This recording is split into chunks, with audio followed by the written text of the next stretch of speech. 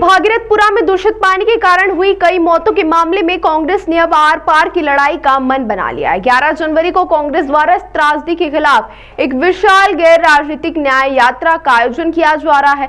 इस संबंध में मध्य प्रदेश कांग्रेस अध्यक्ष जीतू पटवारी ने जानकारी दी।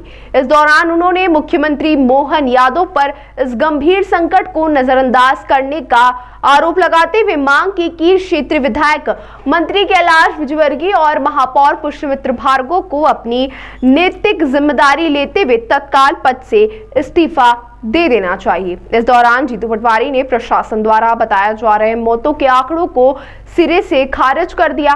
उन्होंने दावा किया कि मृतकों की संख्या 6 या 10 नहीं बल्कि 20 से अधिक हो चुकी है। तो वहीं पटवारी ने आरोप लगाया कि पुलिस और प्रशासन बस्ती में पहरा देकर मीडिया और विपक्षी दलों को सच्चाई सामने लाने से रोक रहे हैं। उन्होंने कहा कि यह महज हादसा नहीं बल्कि सरकारी हत्या है। इंदौर जैसे सबसे स्वच्छ शहर में लोग जहरीला पानी पीने को मजबूर हैं, जो सिस्टम के भ्रष्टाचार का प्रमाण है। वहीं जिम्मेदार लोग अब आरएसएस कार्यालय के चक्कर लगा रहे हैं। फिलहाल इंदौर में हुई इस बड़ी घटना को लेकर कांग्रेस के नेता लगातार आक्रामक रुख अख्तियार किए हुए हैं। वहीं भाजपा के नेता इस मामले पर चुप्पी साधे हुए नजर आ रहे हैं। महासचिव ऑल इंडिया कांग्रेस कमेटी हमारे यहाँ उपस्थित हैं। चौधरी जी, जीतू पटवारी जी प्रदेश अध्यक्ष जी हैं, उषा नायडू जी हमारी राष्ट्रीय सचिव हैं, दोनों अध्यक्ष हमारे। विषय बड़ा गंभीर है। पूरा में जो घटनाएं हुई, 23 मौतें अभी तक हो चुकी हैं। एक कलंक का टीका इस इंदौर और मध्य प्रदेश में लगा है। उसके संदर्भ में चर्चा है। 11 तारीख को एक न्याय यात्रा सारे दलों के मिलके हम इंदौर की जनता को इन्वॉल्व करके निकालेंगे। एक विषय वो है।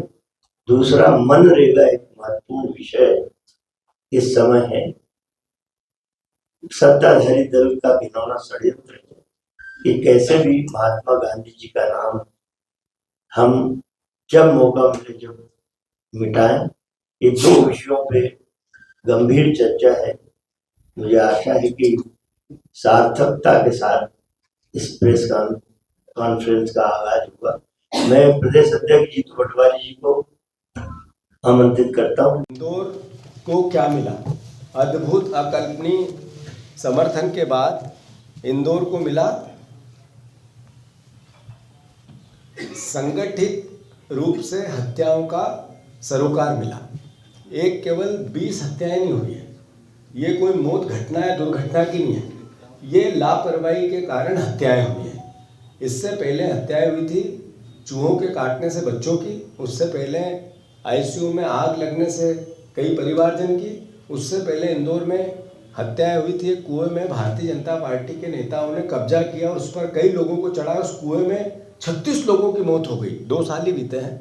तो ये संगठित एक तरह से हत्याओं का सरोकार अगर किसी ने किया तो भारतीय जनता पार्टी ने किया। कर्मी अधिकारी भी जो आए, वो भी जनप्रतिनिधि, वो भी सब ने मिलकर जो इस इंदौर को दुनिया में नाम कमा दिया था, उसको मिटिया मलेट कर दिया इस मेयर ने, इस परिषद ने, इस पूरी MIC ने, उसको गड्ढे में डाल दिया। अब कहीं भी बात होती है तो एक ही बात होती है कि वो इंदौर जहाँ जहरीला पानी मिलता है, जिससे जहर में पानी पीकर लोग मर रहे हैं, जहर का पानी पीकर लोग मर रहे हैं। कैसी हालत कर दी।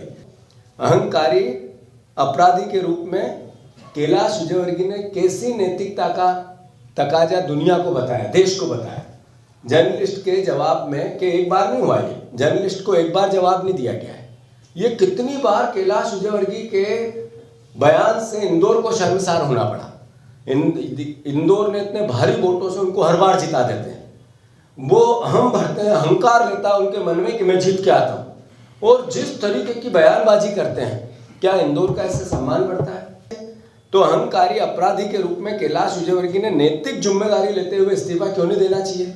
और अफसरों के अस्पतालों की चीखें सत्ता बंद कमरों में बैठकर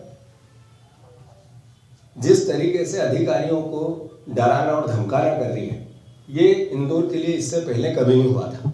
क्या आवश्यकता थी इंदौर कलेक्टर को संघ कार्यालय जाने की?